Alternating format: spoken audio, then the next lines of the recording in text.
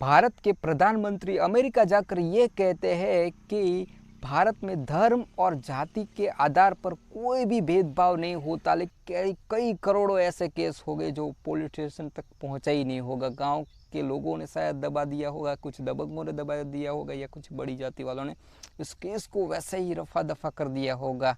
तो आप भारत के प्रधानमंत्री अमेरिका जाकर ये कहते हैं कि भारत में धर्म और जाति के आधार पर कोई भी भेदभाव नहीं होता, लेकिन रियलिटी कुछ अलग ही है। आप किसी भी मेरे गुजरात में किसी भी विलेज में जाइए, किसी भी शहर में जाइए, जातिवाद जैसे आसमान में आप सितारे देखते हैं ना, उतना एक दिन में मैं आपको जातिवाद दिखा सकता हूँ गाइस। अगर आप अमेरिका से कोई रिपोर्टर देख रहा है ना, तो आइए यहाँ पर विजिट कीजिए और देखिए कि इतना जातिवाद, आज भी भेदभाव कितना हो रहा है।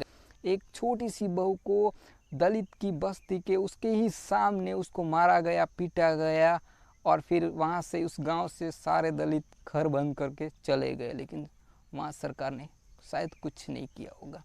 लेकिन बात ये भी है गाइस कि आप हर विलेज में जाइए, आपको जातिवाद दिखेगा ही दिखेगा। अब कड़वा है लेकिन सच है, जातिवाद तो हर जगह पर होता ही है। वो चाहे कहीं भी चले जाओ, आप गुजरात के शहर में जाओ या फिर गांव में जाओ, जातिवाद इस तरह से काम कर रहा है कि आपका सोच ही नहीं सकते कि कितना जातिवाद है। उसको हम अनदेखा नहीं कर सकते।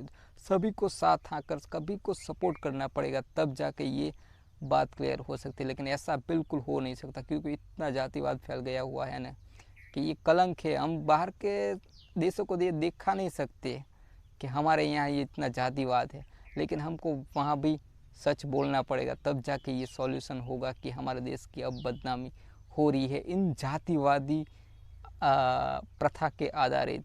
तो ये तो हमको दिखाना ही पड़ेगा गाइज। और मुझे ऐसा लगा कि इस वीडियो बनाना चाहिए, क्योंकि ये सच है, जातिवाद तो होता ही है। आप चाहे एक काम पर जाए या फिर घर पर रहे या पानी लेने के लिए जाए या फिर किसी भी चीज़ में जातिवाद हर कदम होता है। और इतनी जाति है ना कि एक के ऊपर एक, एक के ऊपर एक, दूसरी के ऊपर तीसरी, और न जाने कितनी कितनी जाति में बांट दिया गया है। और वो भी ऐसा ही सेम करता है, हर अपने से बड़ा मानता है और छोटा मानता है छोटे, और उसके ऊपर अन्याय अत्याचार करते ही रहते हैं गाइस। तो अब मैं तो और कुछ कहना नहीं चाहता हूँ, अब जो है सच है वो मैं कहना चाहता था गाइस, कि जातिवाद बड़ा रोग है, उसको मिटाने के लिए हम तो कुछ नहीं करते, लेकिन जो सरकार है उसको ही कुछ करना पड़ेगा। जो छोटी सी बहू को मारा गया ना, ऐसा मैंने कहा ना, ऐसे एक गुंडा अगर किसी दुकान पे आइसक्रीम लेने जाए और चलाया ना, वैसा बलात्कार जैसे किससे, तो ऐसे हरदम होते ही रहते हैं और लोग कुछ कर भी नहीं पाते हैं। कई करोड़ों ऐसे केस हो गए जो पुलिस स्टेशन तक पहुंचा ही नहीं होगा। गांव के लोगों ने शायद दबा दिया होगा, कुछ दबंगों ने दबा दिया होगा, या कुछ बड़ी जाति वालों ने इस केस को वैसे ही रफा दफा कर दिया होगा। तो आप सोचो कि कितना केस हो सकता है अगर ये सब जाए वहाँ पर पुलिस स्टेशन में।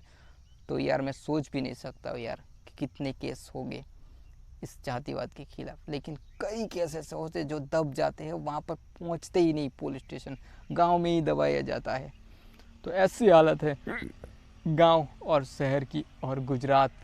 अगर कोई दलित इंसान कहीं भी चला जाए तो उसको बार बार परमिशन लेनी पड़ती है कि पानी पीने से लेकर खाने तक, खाने से लेकर कहीं जाने तक और बैठने तक, हर जगह पर उसको परमिशन लेनी पड़ती है कि यहाँ बैठूँ या न बैठूँ, कहीं कोई दबंग लाकर पीट न दे, कुछ गाली ना दे, ये ना करे, वो ना करे, बहुत कुछ उसको यार हर कदम पर उसको जातिवाद झेलना पड़ता है। ये रियलिटी है, या आप मानो या ना मानो। मैं अमेरिकन रिपोर्टर को कहता हूँ कि आप आइए एक दिन, और फिलहाल आज क्या कौन सी डेट है, उस डेट पे आप आइए, आज की तारीख में भी मैं आपको जातिवाद हर जगह पर दिखा सकता हूँ।